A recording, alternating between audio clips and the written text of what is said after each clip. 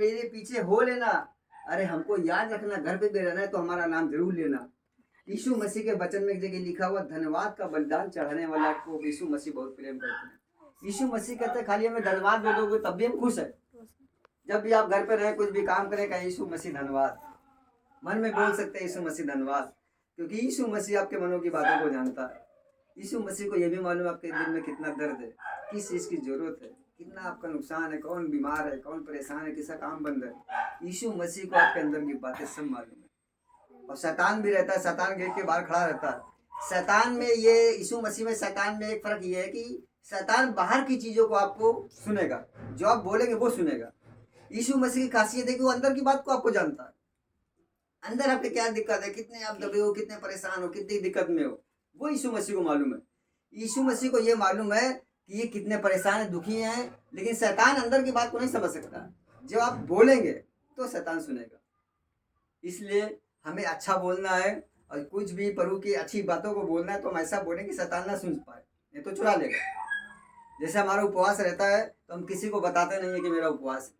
अब आज संडे को हमारा उपवास रहता है, उपवास रख के हम प्रार्थना करते हैं, कुछ खाया नहीं, आप लोगों के लिए, सबके लिए प्रार्थना कर देंगे, तब हम कुछ खाएंगे। इसलिए हम उपवास रहते हैं कि यीशु मसीह जितने लोग आपके भवन में आए सब चंगे हो जाए, सारे लोगों के लिए यीशु मसीह प्रार्थना पूरी हो जाए। लेकिन यीशु मसीह कहते हैं मैं जो हूँ सो हूँ। प्रभु यीशु मसीह का कुछ प्लान अलग है। प्रभु यीशु मसीह कुछ लोगों को तुरंत चंगा कर देता है। अब देखो, बहन के घर में गए तो एक ही बार में यीशु मसीह ने काम कर दिया। और कुछ लोगों की प्रार्थनाओं को प्रभु यीशु मसीह देर में पूरा करते हैं। अब वो प्रभु यीशु मसीह की इच्छा है। भाई, प्रभु यीशु मसीह की क्या इच्छा है हमको भी नहीं मालूम। हम लोग तो खाली प्रार्थना आप लोगों के लिए कर सकते हैं, आपकी दुआ हम यीशु मसीह के पास पहुंचा सकते हैं। वो यीशु मसीह के हाथ में है कि यीशु मसीह कब आपकी दिक्कत को दूर करेगा, कब आपको चंगा करेगा। कभी कभी वो परीक्षा भी लेता है कि कितना मेरे लोग सहेंगे, मेरे लोग दुख में रहेंगे। अब देखो ये हमें भूलेंगे कि नहीं भूलेंगे। कभी कभी ऐसा भी आता कि यार हम पहले कितने अच्छे थे, अब यीशु मसीह में आ गए तो कितना दर्द है, कितना दुख है, और ऐसा लगता है छोड़ दो। तो यीशु मसीह की परीक्षा होती है। यीशु मसीह, अभी हम लोग एक घर पे गए, नौबस्ता में गए थे अभी कल हम लोग, जिन्होंने हमको यीशु मसीह के बारे में बताया, उनके घर पे गए थे। वो मेरी मौसी की लड़की है। तो उन्होंने कहा भैया क्या बताएं, मेरे पति नहीं मानते, मेरे बच्चे नहीं मानते हैं, बहू भी नहीं मानती, मेरी लड़की मानती थी, और उन्होंने लड़की की शादी अनजात में कर दिया। तो जो लड़की यीशु मसीह में थी उसको भी उन्होंने ले डाला। अब कल हम लोग गए तो लड़की ने भी जय मसीह करना से भूल गई। अब वो बेचारी परेशान कर रही है, हम ही मानते हैं, अकेले कोई नहीं मानता। पति मेरा ऑटो चलाता है और दारू पी के आता रात में, बच्चे कोई मानते नहीं। कह रहे हैं अभी बच्चे लोगों ने घड़ी पे भंडारा खूब करवा के, हाँ चलो भैया भंडारा करवाएंगे। तो वो कहते हैं हम मानते हैं, अब क्या करें। तो उन्होंने कहा हमारा भी मन कभी कभी करता है कि हम यीशु मसीह को छोड़ दें।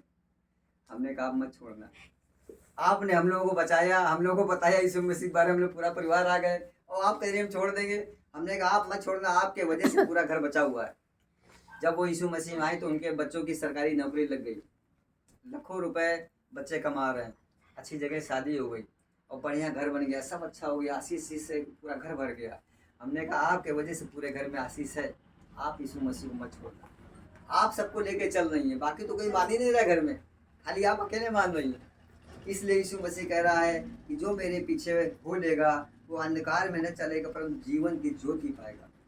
प्रभु यीशु मसीह कह रहे जो मेरे पीछे हो लेगा उसके घर से अंधकार दूर हो जाएगा, परेशानी, दिक्कत, बीमारी दूर हो जाएंगी आपकी।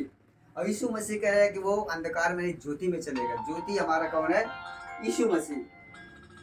बता दो कि राकेश होटल से सीधे नीचे के आ जाओ, दाहिने बाएं मुड़ना नहीं, बता दो सामने से। मसीह यही चाहता है कि यीशु कहता है कि मैं जगत की ज्योति हूँ, जो मेरे पीछे हो लेगा वह अंधकार में न चलेगा परंतु जीवन की ज्योति पाएगा।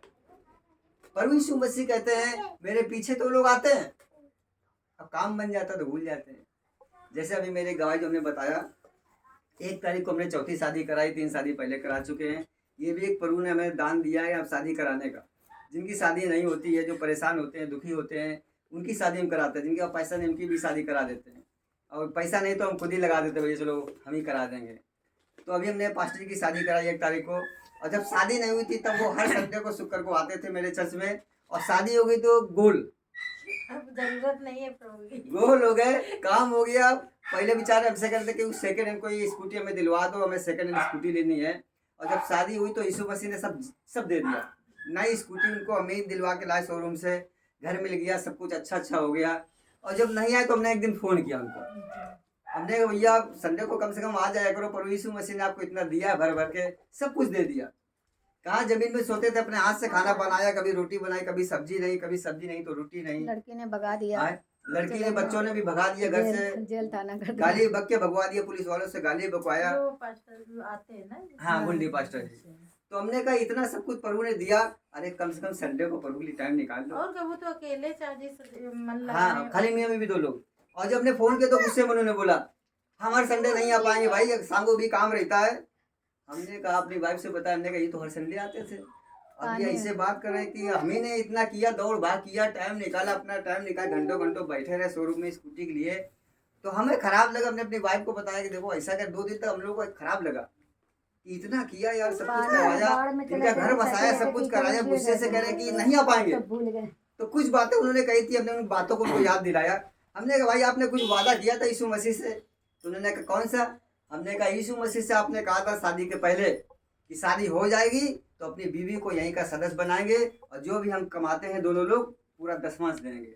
और हमने कहा आपने ये भी कहा था कि जब शादी हो जाएगी तो हम 50-60 हज़ार रुपए यीशु मसीह के भवन में देंगे, सामान लाने के लिए। तो जब हमने कहा 50-60 हज़ार, अरे क्या चौंक गए, भूल क्या गए। हमने 50-60 हज़ार रुपए, अरे पास्टर जी यीशु मसीह से मांगो वो देंगे, हमसे कह रहे हमने पैसे मांग नहीं रहे, आपको याद दिला रहे हैं आपने क्या क्या यीशु मसीह से वादा किया था। तो हमने कहा हमें पैसे नहीं चाहिए, मांग नहीं रहे, जो आपने यीशु मसीह से कहा था वो तुम्हें याद वादे दिला ना रहे करते हैं, प्रभु का तुमने कहा, याद दिला रहे हैं, पीछे हमें नहीं चाहिए। हमने